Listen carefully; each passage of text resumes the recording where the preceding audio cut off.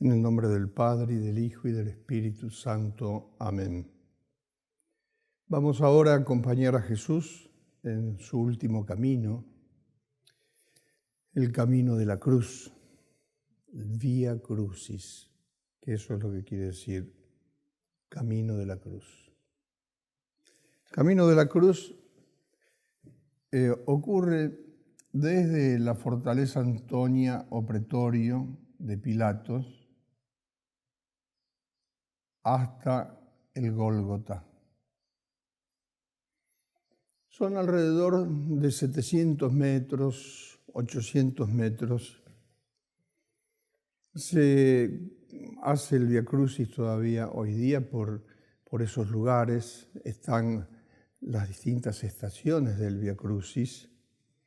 Acá, si observan, para tener un dato, hay como una cicatriz en medio de la ciudad de Jerusalén, que es el valle llamado el Tiro Peón, o Valle de los Queseros. Es una hondonada. Entonces, si ustedes ven, esta primera parte es en bajada, pero después empieza a subir hacia el Gólgota. El Gólgota finalmente es un pequeño montículo, ni se le puede decir propiamente monte, aunque lo conocemos también con el nombre de Monte Calvario. Pero es un montículo porque tiene unos 5 metros de altura. Se lo llama del Calvario porque tiene la forma de un cráneo, de una calva, y en hebreo Gólgota, que quiere decir lo mismo. También era un lugar donde había enterramientos, por eso había huesos y también se puede llamar a ese lugar por esa razón así. Y por eso a Jesús lo buscan un sepulcro nuevo para sepultarlo, es decir, un sepulcro en el cual no había nadie. Siempre el fin de estas contemplaciones es tener dolor con Cristo doloroso, quebranto con Cristo quebrantado, lágrimas, pena interna de tanta pena que pasó por mí. Pilato, en la Torre Antonia, entrega a Jesús y lo comienzan a llevar. Hay un tetradium, que son 4 soldados romanos que lo acompañan, también lo empujan, lo golpean a veces y se burlan de él. Le quitaron el manto de púrpura a Jesús, con lo cual se le tienen que haber reabierto las heridas provocadas por la flagelación. Le ponen sus vestidos, lo llevan a crucificar. Iba él cargando sobre sí la cruz hacia el lugar llamado Calvario. Ya Jesús había perdido mucha sangre, había perdido sangre en Getsemaní cuando sudó sangre, había perdido sangre cuando lo flagelaron, había perdido sangre cuando lo coronaron de espinas. Es decir, que estaba ya debilitado y tenían miedo de que se les muriese en el camino. Por eso cuando salían encontraron a un hombre de Cirene. Cirene es una ciudad de Libia, llamado Simón. Se ve que era conocido en la primera comunidad cristiana porque sabían que era el papá de 2 hijos, Alejandro y Rufo. Y le pidieron que llevase la cruz para que Jesús pudiese llegar hasta el Calvario. Y le cargaron la cruz para que la llevase detrás de Jesús. Al ir caminando, se encuentran a esta altura, está en la actualidad más o menos ahí, una pequeña iglesia que había hecho levantar la emperatriz Helena, la madre de Constantino, que recuerda el lugar donde estaba la Virgen, donde se encuentra la madre con el hijo, y ahí la Virgen se pasma, es decir, es como que se le hiela la sangre en las venas al ver el estado en que estaba Jesús, coronado de espinas, escupido, con mechones de barba y de pelo arrancados, con el cuerpo todo herido. La Virgen también sufrió mucho. Y también tiene que haber sufrido mucho Jesús al ver sufrir a su madre.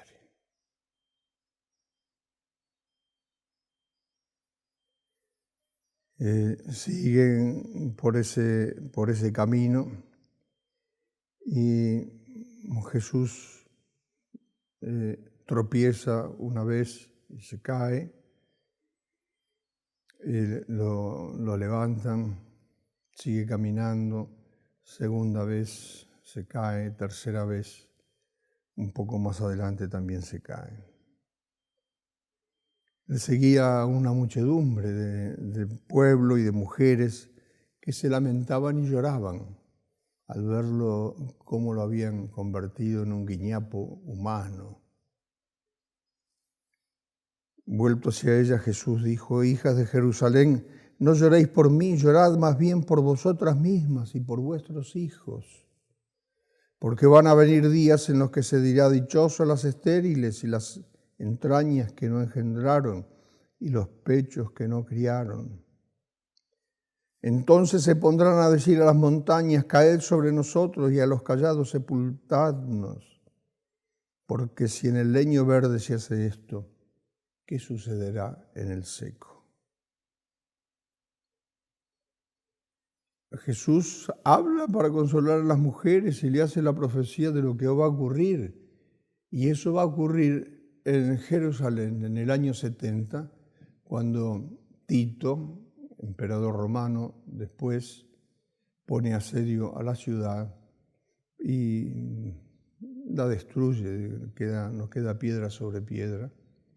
Y peor aún, en la gran destrucción del 132, cuando la revolución de Bar Kocheba, que se destruye por segunda vez Jerusalén totalmente.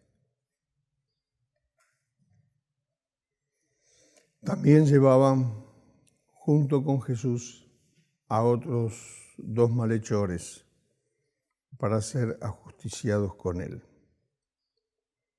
Llegan al lugar del cráneo, el Gólgota, o lugar de la calavera,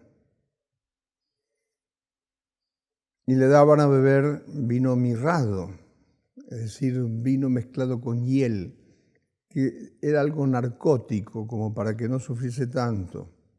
Pero Jesús apenas si mojó los labios, no quiso ni siquiera encontrar el alivio que le podía haber dado sorber un poco de ese vino mirrado. Con él crucificaron a 2 ladrones, uno a su derecha y otro a su izquierda, y a Jesús en medio. Es de notar el tema aunque sea brevemente. La crucifixión se hace clavando en las manos, pero no clavando en cualquier lugar. Por ejemplo, si clava en la palma, porque el peso hace que se desgarre y entonces caería el cuerpo de la cruz, sino que es acá donde hay un lugar, un hueco, que se llama espacio de Scott, donde entra perfectamente bien un clavo. Y ahí no se desgarra la mano, sino que soporta el peso del cuerpo. Eso primero lo harían con un brazo, después se estirarían con fuerza, porque al recibir el dolor ese ahí, el cuerpo se contraería sobre el brazo primeramente clavado, y entonces le tienen que estirar con fuerza el otro brazo para clavarlo allí. Muy probablemente así levantarían después el patíbulum para encastrarlo en el árbol, en el madero que era perpendicular, y ahí clavan los pies. El clavar los pies también era una cosa muy importante, porque el problema que tiene el crucificado es que por la posición en que está, si no tiene un apoyo en los pies, no puede levantar el diafragma para exhalar el aire viciado y por tanto no puede inhalar el aire fresco. Por eso es que a medida que va avanzando el crucificado, va como si se fuesen acalambrando los músculos del cuerpo, porque cada vez va pudiendo respirar menos y cada vez recibe menos oxígeno los músculos de su cuerpo. Es por eso que cuando van a ver si Jesús había muerto, y se dan cuenta que ya está muerto, no le quiebran las piernas, porque no era necesario, estaba muerto. En cambio, los dos ladrones todavía estaban vivos, entonces le quiebran las piernas para que pierdan el punto de apoyo y así mueran.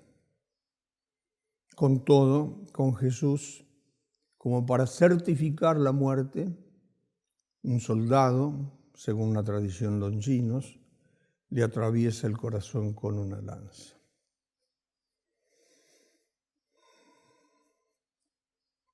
Y así ocurrió que a los dos ladrones lo crucificaron junto a Jesús, el uno a su derecha, el otro a su izquierda y Jesús al medio.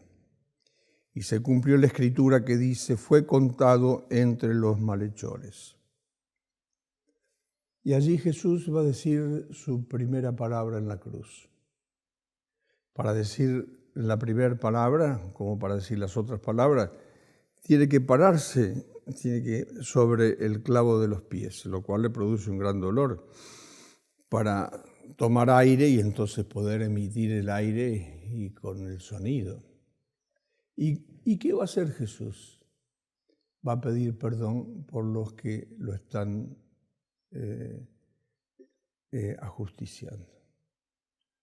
Padre, le dice al Padre Celestial, perdónalos porque no saben lo que hacen. Los excusa.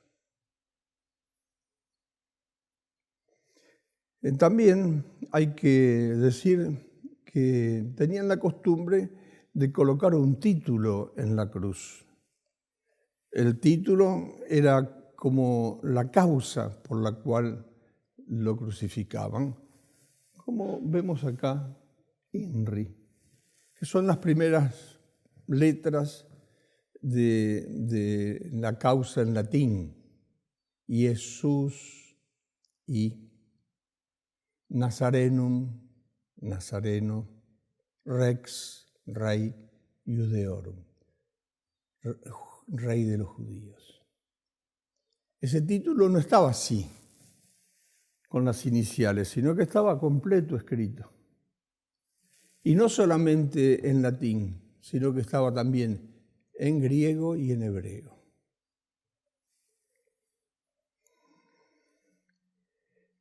Los pontífices se van a quejar a Pilato, no escribas el rey de los judíos, sino que él dijo, soy el rey de los judíos. Pero Pilato no les hizo caso y les respondió: lo escrito, escrito está.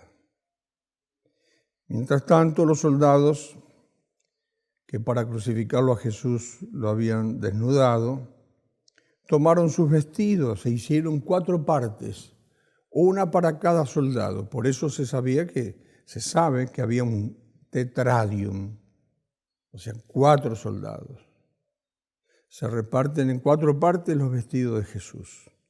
Pero la túnica, que probablemente fue tejida por la Virgen, no tenía costura, era de una sola pieza. Entonces, esa no la cortaron, no la dividieron, sino que esa túnica que estaba tejida de arriba abajo, la sortearon. No la rompamos, sino echemos suertes sobre ella para bien de quién será. Con lo cual también se cumplió la Sagrada Escritura. Se repartieron mis vestiduras y sobre mi túnica echaron suertes. Esto precisamente hicieron los soldados. Mientras tanto estaba el populacho ahí abajo y también los soldados sentados que lo custodiaban. Los que pasaban le insultaban y movían sus cabezas y decían: tú que destruyes el templo y en 3 días lo reedificas, sálvate a ti mismo si eres hijo de Dios y baja de la cruz. Lo habían subido en la cruz y le pide que baje de la cruz. Eso es el pueblo. Un día aplaude y el otro día silba. Un día elogia y el otro día mata. Un día mata y después quiere elogiar. A otros ha salvado y no puede salvarse a sí mismo. El Cristo, el Rey de Israel, baje ahora de la cruz para que veamos y creamos en Él. Sálvese a sí mismo si Él es el Cristo de Dios, el escogido. Y la blasfemia más dura, la que más le tiene que haber dolido a Jesús, porque es una burla al Padre. Ha confiado en Dios, ha confiado en su Padre. Líbrele ahora si el Padre le ama. Los soldados también le escarnecían y acercáronse para ofrecerle vinagre. Vinagre era una bebida refrescante, potzka se llamaba. Y decían: si tú eres el rey de los judíos, sálvate a ti mismo. De la misma manera lo injuriaban los ladrones. Pero el buen ladrón confesó que tenía fe en Jesús. Cuando vengas en tu reino, acuérdate de mí, le dijo. Creyó que Jesús era rey. Nosotros justamente somos condenados, pero este que mal ha hecho, confesó la inocencia de Jesús. Y ahí va a ocurrir ese hecho espléndido. Jesús mismo va a decir otra palabra. Cuando éste le dice: acuérdate de mí cuando vengas en tu reino. Jesús le dice: hoy estarás conmigo en el paraíso. Es decir, Jesús allí en ese momento hace una canonización, lo declara santo porque va a estar en el paraíso, en el cielo.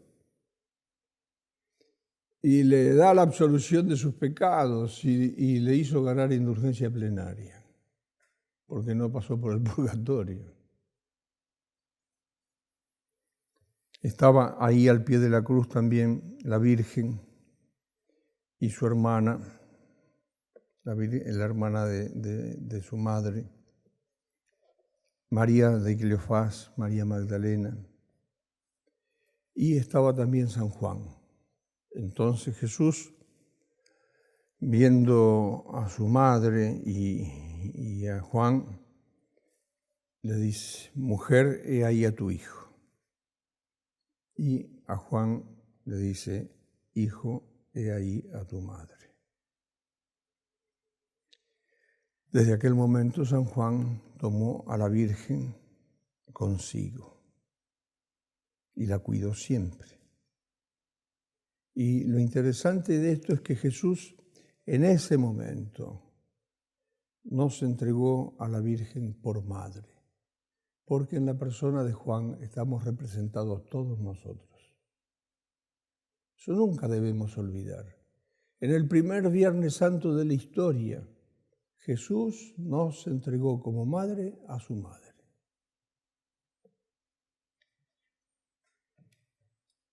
La Virgen es madre espiritual, madre sobrenatural de todos los hombres.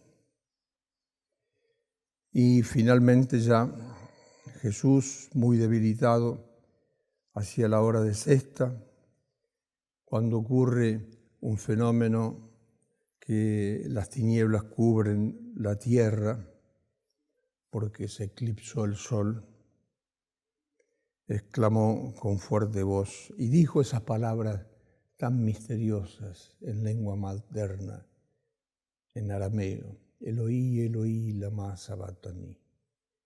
Dios mío, ¿por qué me has abandonado? Cuando le llevan a Jesús pensando que había que reanimarlo todavía, Jesús no toma nada. Jesús dice: todo está cumplido. Nos enseña a cumplir con nuestro deber hasta el fin. Así hizo Él, así debemos hacer nosotros. Todo está cumplido. Dando de nuevo una gran cruz, dando de nuevo una gran voz, dijo: Padre, en tus manos encomiendo mi espíritu. Dicho esto, bajó la cabeza y entregó el espíritu.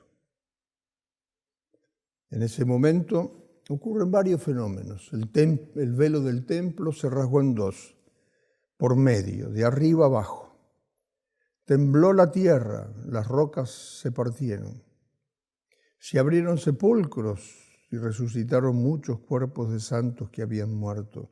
Y saliendo de los sepulcros después de la resurrección de Él, entraron en la ciudad santa y se aparecieron a muchos.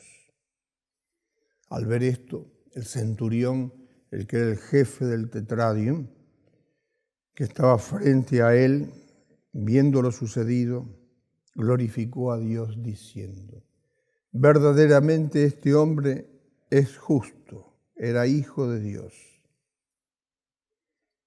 Y los que con él guardaban a Jesús y toda la turba que había concurrido a aquel espectáculo, al ver el terremoto y las cosas que pasaban, temieron mucho y dijeron: verdaderamente este era el Hijo de Dios. Y se volvían a sus casas, golpeándose el pecho en señal de arrepentimiento. Allí estaban los conocidos de Jesús también, a distancia. Muchas mujeres también lejos. Estaban como María, la madre de Santiago el Menor, y de José, Salomé, la madre de los hijos del Zebedeo. Estaban también las mujeres que le acompañaban y le servían, y otras muchas que habían sufrido con él en Jerusalén. Cuando se enteran de que había muerto, Pilato manda a certificar el hecho. Va el soldado, le atraviesa el corazón. Del corazón de Jesús sale sangre y agua. De allí brotan los sacramentos de la Iglesia. Es de la cruz del Señor que los sacramentos tienen fuerza. Brota el agua, que es el sacramento primero, el agua del bautismo, y brota la sangre, que es la Eucaristía, la cumbre de todos los sacramentos. Lo bajan de la cruz a Jesús, José de Arimatea y Nicodemo, lo colocan en un sepulcro nuevo, abierto en la roca viva. Las mujeres se van para comprar nuevos perfumes para poder embalsamarlo con esos perfumes el día domingo. Ponen una custodia en el sepulcro,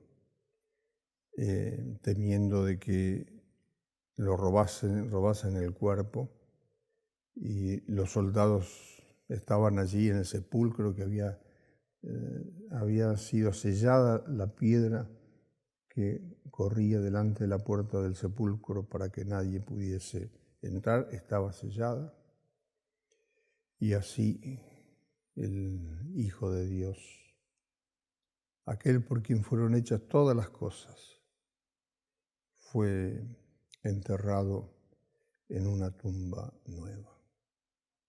Y estaría allí hasta el domingo a la madrugada en que resucitó.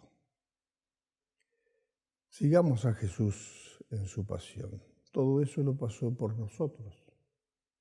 Todo eso lo sufrió por amor a nosotros. Y nosotros tenemos que saber ser generosos, ser magnánimos, estar dispuestos a hacer cosas grandes por Jesús. En el nombre del Padre, y del Hijo, y del Espíritu Santo. Amén.